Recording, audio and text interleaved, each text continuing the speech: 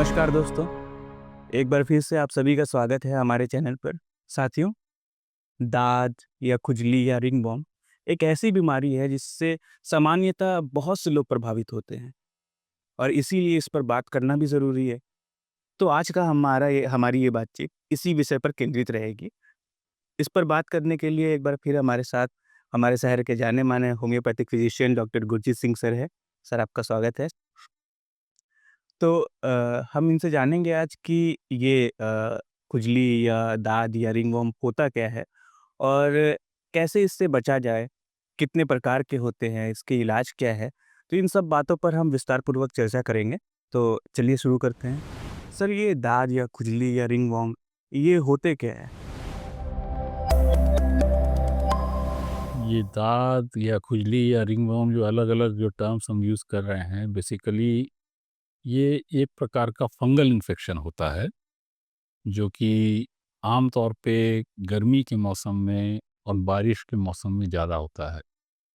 और हमारे देश में इस बीमारी का जो प्रमुख कारण होता है, वो ट्राइकोफाइटम रूब्रम बोलते हैं, वो एक फंगस होता है, जिस वजह से ये बीमारी होती है। सर, ये जो इन्फेक्शन है ये कैसे होता है? ये फंगस सभी जगह मौजूद है। हवा में है, पानी में है, मिट्टी में है, आपके पेड़-पौधों में हो जाता है, ये घर के पेट्स में जो पालतू जीव-जंतु होते हैं, उनमें हो सकता है। और इन जगहों से ये फंगस हमारे बॉडी में आ सकता है, अगर उसको वैसा सूटेबल माहौल मिले, वो मौका मिले कि वो हमको इन्फेक्ट कर सके। तो उसके बहुत सारे सिचुएशंस हैं जब ऐसा हो सकता है। सबसे पहला है कि जब आप किसी इस फंगस के संपर्क में आते हैं। तो एक होता है डायरेक्ट कांटेक्ट, कि अगर आपके घर में, आपके क्लोज सर्कल में किसी को ये तकलीफ है, अगर आप उसके काफ़ी करीब उसके संपर्क में रहते हैं, तो उससे ऐसा हो सकता है।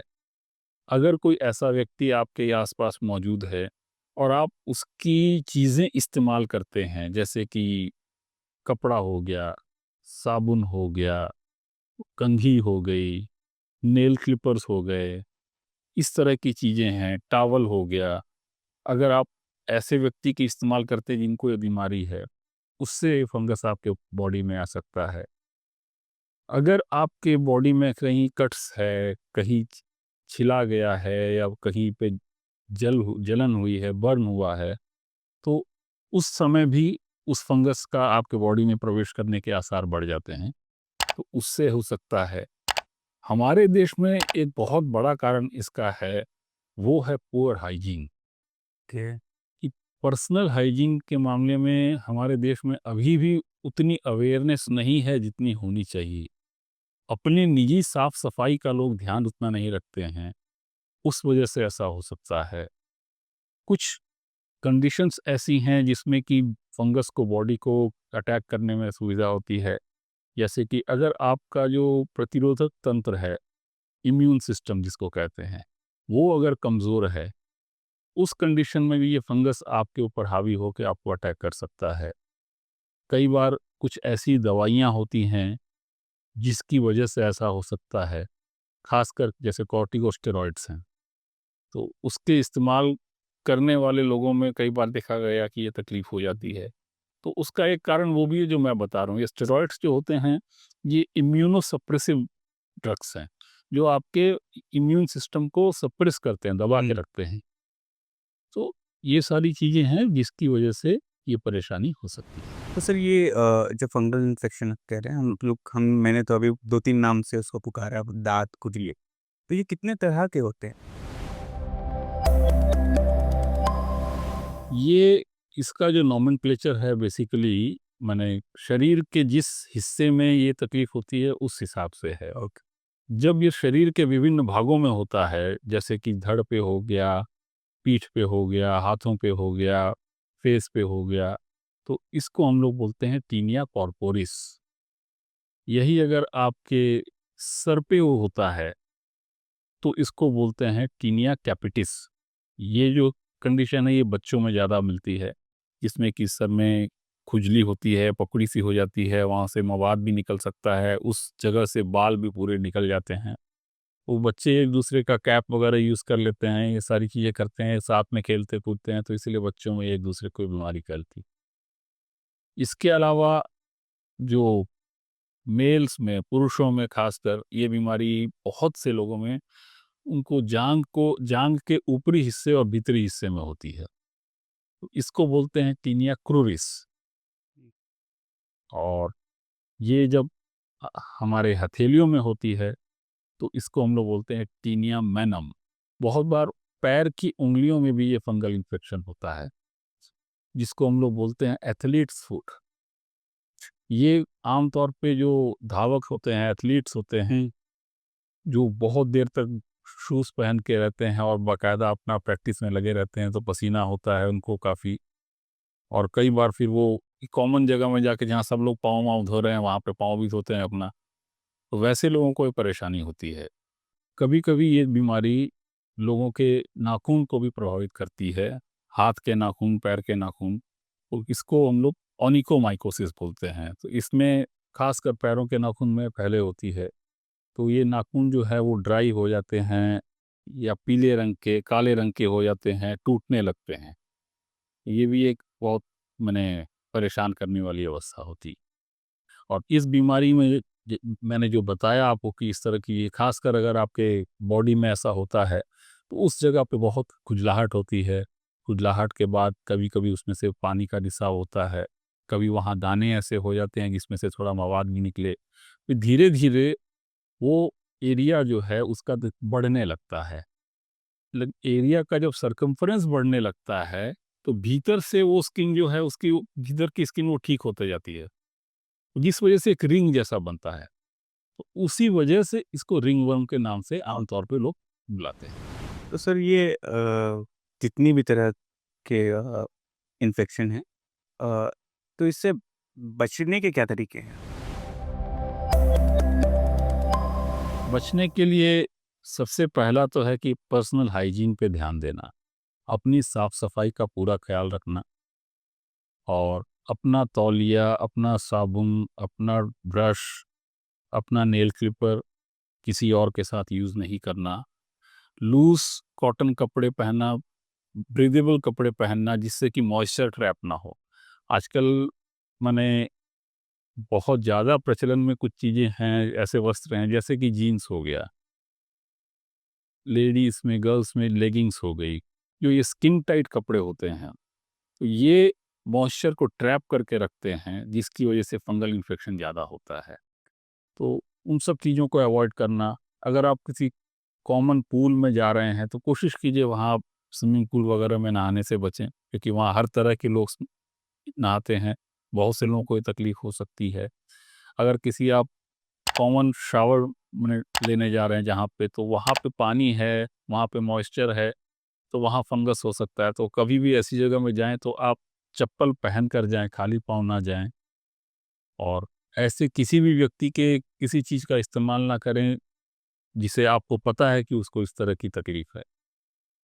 तो इन सब बातों का ध्यान रख के और पर्सनल हाइजीन का, अपनी साफ-सफाई का ध्यान रख के आप अपने को इस बीमारी से बचा सकते हैं। सर तो इसके बावजूद भी अगर किसी को ये इन्फेक्शन हो जाता है, तो क्या इसके कोई घरेलू उपचार भी हैं? घरेलू उपाय कुछ हैं जिसके इस्तेमाल से आप इस बीमारी से कुछ हद तक निजात पा सकते हैं।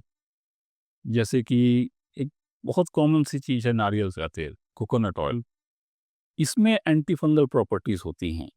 तो अगर किसी को ये फंगल इन्फेक्शन हुआ है, अगर वो नारियल के तेल को थोड़ा-सा गर्म करके दिन में 3 से 4 बार अगर उस जगह पे लगाता है, तो उसको उसकी खुजलाहट में, जलन में, बाकी चीज़ों में ज़रूर कुछ राहत मिलती है। दूसरी बहुत ही सामान्य चीज़ जो आसानी से उपलब्ध है, वो है नीम। नीम के पत्ते को पानी में बॉयल करके, उस पानी से दिन में 2 बार, 3 बार अगर उस एरिया को वॉश किया जाए, तो भी फ़ायदा मिलता है। नीम ऑयल एक्सट्रैक्ट्स आते हैं बाज़ार में, उसका इस्तेमाल करके भी आप कुछ हद तक इस फंगस को कंट्रोल कर सकते हैं। एलोवेरा आजकल बहुत ही ज़्यादा प्रचलन में है ना? तो एलोवेरा भी ऐसी चीज़ है जिसमें कि एंटी फंगल प्रॉपर्टीज़ हैं, तो उसको आप इस्तेमाल कर सकते हैं। गार्लिक, लहसुन, उसमें ऐसी चीज़ें हैं जो इसके ग्रोथ को रोक सकती हैं। तो ये ऐसी चीज़ें हैं जिसको घर में इस्तेमाल करके आप कुछ हद तक इस बीमारी पे काबू पा सकते हैं। सर घर की बात है, तो खान-पान में भी कुछ ऐसे ध्यान रख कर के इसको बिल्कुल, बिल्कुल। खान-पान में ध्यान रखना इसमें बहुत ज़रूरी है और ऐसी चीज़ों को हमें अवॉइड करना है जो फंगस के ग्रोथ को प्रमोट करती हैं। मीठा खाना, शुगरी फूड जो होते हैं, कैंडी हो गया, डेज़र्ट हो गया, फ्रूट जूसेस हो गए, इसमें जो मीठा होता है, ये मीठा जो है, ये फंगस की खुराक है। ओके। तो अगर उसको मारना है तो हमें उसको भूखा रखना होगा। उसको ऐसी चीज़ें नहीं देनी है जिसे लेकर वो और पनपता हुँ, रहे। तो इस चीज़ को अवॉइड करना चाहिए। ऐसी चीज़ें जिसमें लैक्टोज़ ज़्यादा है, जैसे दूध हो गया, मिल्क प्रोडक्ट्स हो गए, तो उस चीज़ को भी हमें अवॉइड करना है क्योंकि उसकी वजह से भी फंगस को मौका मिलता है बढ़ने का। मीठे फल, खासकर जैसे आम है, अभी आम का मौसम आने वाला है, केला है, इनको अवॉइड करना है। इसके अलावा कुछ कॉमन चीज़ें मैं बता रहा हूँ जो स्किन के केसेस में हुँ, आपको सबको अवॉइड करनी चाहिए। वो है बैंगन, हुँ। वो है अंडा और छोटी मछली। ऐसा देखा गया सिर्फ फंगल इन्फेक्शन में ही, इन जनरल स्किन डिसऑर्डर्स में ये 3 चीज़ें ऐसी हैं जो तकलीफ को बढ़ा सकती हैं। तो इन चीज़ों से बचना चाहिए। होम्योपैथिक में भी क्या इसके दवाइयाँ हैं, इलाज है? दवाइयाँ हैं, अच्छी दवाइयाँ हैं, लेकिन सबसे ज़रूरी है मरीज़ को ये समझना कि ये बीमारी आसानी से पीछा नहीं छोड़ती है और इसमें पीछे लगकर अच्छे से लॉन्ग टर्म ट्रीटमेंट करवाना पड़ता है, तब जाकर फिर ये बीमारी पूरी तरह से पीछा छूटती है। कई मरीज़ों में ऐसा होता है कि वो दवा लेते हैं, कुछ दिन दवा खाए, आराम मिलता है, उनको लगता है वो ठीक हो गए, दवा छोड़ देते हैं। दवा छोड़ने का कुछ अंतराल के बाद ही उनको फिर से वो तकलीफ होने लगती है।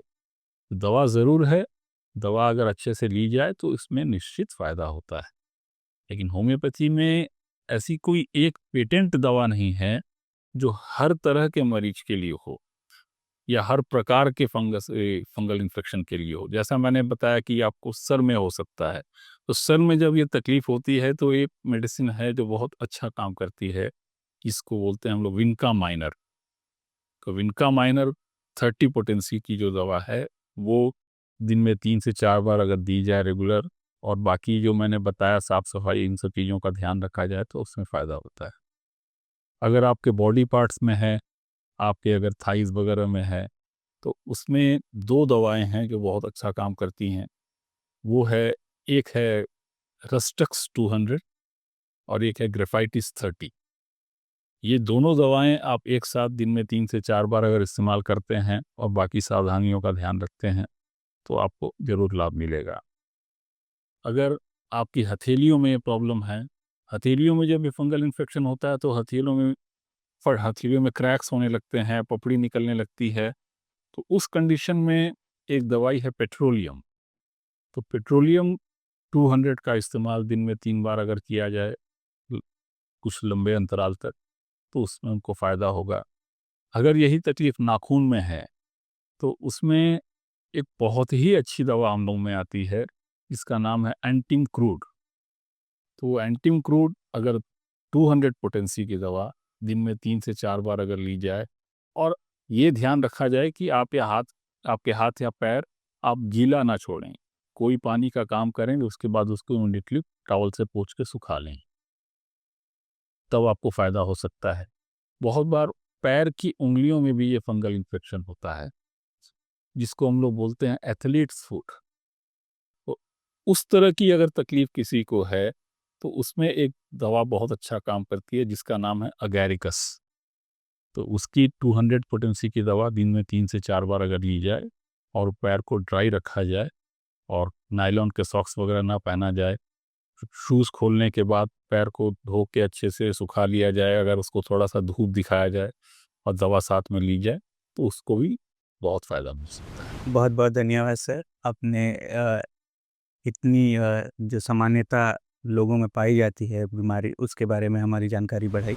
साथियों, अगर आप लोगों को ये जानकारी अच्छी लगी, तो इस वीडियो को आप लाइक कर सकते हैं और अपनी प्रतिक्रिया कमेंट बॉक्स में दे सकते हैं।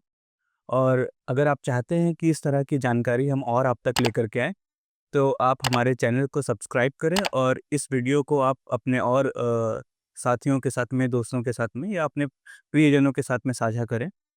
तब तक के लिए धन्यवाद। हम मिलते हैं अगली वीडियो में।